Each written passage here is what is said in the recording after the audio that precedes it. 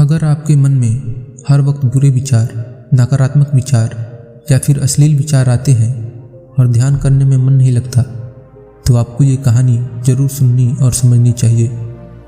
एक गांव में एक युवा लड़का रहता था जो बहुत परेशान था। उसका मन हमेशा उन्हीं चीज़ों के बारे में सोचता था जिन्हें वो नहीं सोचना चाहता था। अपने माँ बाप का वह इकलौता बेटा था। माँ बाप धीरे धीरे बूढ़े हो रहे थे और वह जवान। वह ऐसा कुछ भी नहीं कर पा रहा था जिससे उसके माता पिता को खुशी मिले। वह अपनी छोटी छोटी खुशियों के लिए अपना समय बर्बाद कर रहा था। वह जानता तो था कि वह गलत कर रहा है, पर चाह कर भी अपने आप को रोक नहीं पा रहा था। वह लोगों से सलाह लेता कि उसे क्या करना चाहिए। लोग उसे तरह तरह की सलाह देते, पर कुछ भी ठीक नहीं हो पा रहा था। एक दिन उस लड़के का एक मित्र उसके पास आता है और कहता है, मित्र, तुम्हारी सभी समस्याओं का समाधान मिल गया है।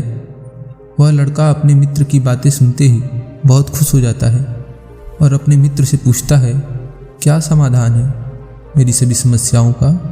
उसका मित्र उस लड़के से कहता है, ध्यान, ध्यान तुम्हारी सभी समस्याओं का समाधान है। अपने मित्र की बात सुन वह लड़का कहता है, ध्यान ये क्या होता है?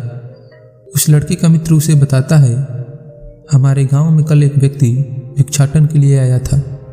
गांव के सभी लोग उस भिक्षु से अपनी अपनी समस्याओं का समाधान पूछ रहे थे, तो मैंने भी सोचा कि क्यों ना मैं तुम्हारी समस्याओं का समाधान पूछ लूँ। इसलिए मैंने भी उस भिक्षु से अपने मन को काबू करने का तरीका पूछ लिया। उस भिक्षु ने मेरा प्रश्न सुन ज़्यादा कुछ तो नहीं कहा, पर उसने बताया कि जीवन की हर समस्या का समाधान ध्यान है। मैंने सोचा कि तुम जानते होगे कि ध्यान क्या होता है, इसलिए मैंने उस भिक्षु से ध्यान के विषय में और कुछ नहीं पूछा। वह लड़का अपने मित्र से कहता है, मुझे उस भिक्षु से मिलना है। वह लड़का और उसका मित्र उस भिक्षु को ढूंढने के लिए निकल पड़ते हैं। बहुत देर ढूंढने के बाद उन दोनों को वे भिक्षु मिल जाते हैं। वह लड़का और उसका मित्र उन भिक्षु से पूछते हैं, आपने ये तो बता दिया कि ध्यान सभी समस्याओं का हल है, पर यह नहीं बताया कि ध्यान है क्या। वे भिक्षु उन दोनों मित्र से कहते हैं, वैसे तो ध्यान क्या है यह शब्दों में मैं बता नहीं सकता, इतने मेरे अंदर सामर्थ्य नहीं, फिर भी तुम्हें कुछ तो समझाना ही पड़ेगा, इसलिए सुनो। ध्यान का अर्थ है ना कोई प्रश्न, ना कोई उत्तर, ना कोई विचार और ना ही कोई भावना। यह एक ऐसी स्थिति है जो हमें हमारी वास्तविकता से मिलाती है। वह युवा लड़का उन भिक्षु से पूछता है, इस स्थिति को कैसे प्राप्त किया जाता है? वे भिक्षु उस युवा लड़के से कहते हैं, ध्यान करना बहुत सरल है, क्या तुम्हें बैठना आता है? वह लड़का उन भिक्षु से कहता है, हाँ मैं बैठ सकता हूँ। वे भिक्षु कहते हैं, कितने देर बैठ सकते हो? वो लड़का कहता है, ऐसे तो कभी देखा नहीं, पर जितनी देर चाहूँ उतनी देर बैठ सकता हूँ। वे भिक्षु उस युवा लड़के से कहते हैं, हर दिन 1 घंटे के लिए आंख बंद करके बैठना है। वह लड़का उन भिक्षु से पूछता है, कहाँ बैठना है और कब बैठना है? वे भिक्षु उस लड़के से कहते हैं कि कभी भी और कहीं भी, बस जगह शांत होनी चाहिए।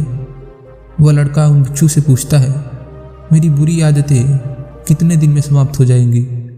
उस लड़के की बात सुन भिक्षु मुस्कुराते हैं और कहते हैं, 1 दिन में अगर पूरे दिन आंख बंद करके बैठ सको तो। वो लड़का अपने घर जाता है और ध्यान करने के लिए बैठ जाता है। जैसे ही वो लड़का अपनी आंखें बंद करके ध्यान करने के लिए बैठता है, उसके मन में तरह तरह के विचार आने लगते हैं, जैसे उसकी परेशानियों से छुटकारा कब मिलेगा, ध्यान करने से कुछ होगा भी या नहीं, मैं तो उससे प्रेम करता हूँ, परंतु वह मुझसे प्रेम क्यों नहीं करते, मेरे पास बहुत सारा धन कैसे और कब आएगा, सब लोग मेरा सम्मान कब करेंगे, और भी बहुत सारे तरह तरह के विचार उसके मन में पैदा होते हैं। फिर अचानक उसे याद आता है कि भिक्षु ने कहा था कि ध्यान में ना विचार होंगे और ना ही भावनाएं। अब वह प्रयास करता है अपने विचारों को रोकने का। क्या आप बहती नदी के पानी को रोक सकते हैं? वह लड़का भी नहीं रुक पाता। वह अपनी आंखें खोलता है और मन ही मन सोचता है कि जीवन में बहुत सारे परेशानियां, मुश्किलों का सामना किया, परंतु आज तक कोई इतना मुश्किल काम नहीं देखा। वह युवा लड़का ढूंढते हुए उन भिक्षु के पास पहुंचता है और कहता है, आपने तो मुझे बहुत ही कठिन कार्य दे दिया है, विचार तो रुक ही नहीं रहा। उस लड़के की बात सुन भिक्षु कहते हैं, विचारों को रोकने के लिए तो मैंने कहा ही नहीं था। वो लड़का कहता है, फिर विचार रहित स्थिति कैसे प्राप्त होगी? उस लड़के की बात सुन वे भिक्षु कहते हैं, हमारे दिमाग में हर क्षण बहुत सारे विचार पैदा होते हैं और मरते हैं। इन विचारों में से हम एक विचार उठाते हैं और उस विचार से जुड़े हुए विचारों के द्वारा सोच बनती है और हम उस सोच में उलझ जाते हैं। हम भूल जाते हैं कि हम क्या कर रहे थे। तो तुम्हें बस इतना करना है कि कोई भी चुनाव नहीं करना। विचार पैदा होते हैं और मरते हैं, बस उन्हें देखना है। वह लड़का अपने घर जाता है और ध्यान करने के लिए बैठ जाता है। इस बार वो विचारों को देखता है और फिर अचानक उसके मन में कुछ ऐसे विचार पैदा होते हैं जिनके बारे में सोचने से वह अपने आप को रोक नहीं पाता और एक गहरी सोच में खो जाता है। कुछ समय बाद उसे याद आता है कि वह ध्यान कर रहा था। फिर वह दोबारा अपने विचारों को देखने लगता है और इस बार मन दूसरी चाल चलता है। अच्छा, एक सवाल जो आपके मन में हमेशा आता होगा कि यह मन हमेशा हमारे साथ चालें क्यों चलता है? इसे हमसे दुश्मनी क्या है? क्या यह हमारा शत्रु है? अगर आपके मन में भी यह सवाल है तो इसका उत्तर है, मन आपका दुश्मन नहीं है। यह बस उन्हीं चीज़ों को अनुभव करना चाहता है जिसमें आराम हो।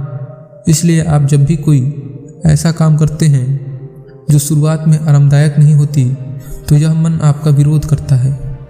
कहानी पर वापस आते हैं। इस बार मन दूसरी चाल चलता है। इस बार मन में अश्लील विचार आने लगते हैं। वो लड़का जल्दी से अपनी आंखें खोलता है और सोचता है, ध्यान जैसे पवित्र कार्य में भला ये गंदे विचार क्यों आ रहे हैं? वह लड़का दोबारा प्रयास करता है और दोबारा देखता है कि उसके मन में सिर्फ अश्लील विचार ही आ रहे हैं जिन्हें वह देखना नहीं चाहता।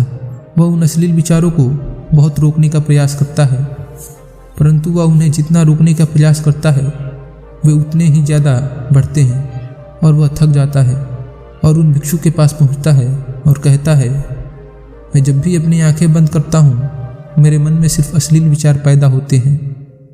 वे भिक्षु उस लड़के से कहते हैं, कोई भी विचार अच्छा या बुरा नहीं होता, इसलिए किसी भी विचार को जबरदस्ती मन से हटाने का प्रयास मत करो। हमारे द्वारा हमारे विचारों का विरोध ही उन्हें शक्ति देता है। इसलिए किसी भी प्रकार के विचार का विरोध करने की कोई ज़रूरत नहीं है। जिन्हें तुम बुरा विचार या अश्लील विचार कहते हो वे सभी जीवन का हिस्सा है। जीवन में तुम जिस भी चीज़ को अस्वीकार करते हो तुम्हारा मन सबसे ज़्यादा रस उसी चीज़ में लेता है। इसलिए जीवन के किसी भी सत्य को अस्वीकार मत करो, पर इसका मतलब यह नहीं कि तुम काम वासना में ही पड़े रहो। तुम्हें यह समझना चाहिए कि काम वासना हमारे जीवन का एक हिस्सा है, हमारा जीवन नहीं। जीवन के इस पहलू को स्वीकार करो और आगे बढ़ो, क्योंकि इसके आगे भी बहुत कुछ है जानने के लिए। अपने मन से बुरे विचारों को खत्म करना चाहते हो तो अपनी आदतों को बदलो। आदतें तुम तभी बदल सकते हो जब तुम्हारा काबू तुम्हारे मन पर होगा, और तुम्हारा मन तुम्हारे काबू में तभी आएगा जब तुम खुद को जानोगे, जब तुम स्वयं का अनुभव करोगे, जब तुम ध्यान का अनुभव करोगे।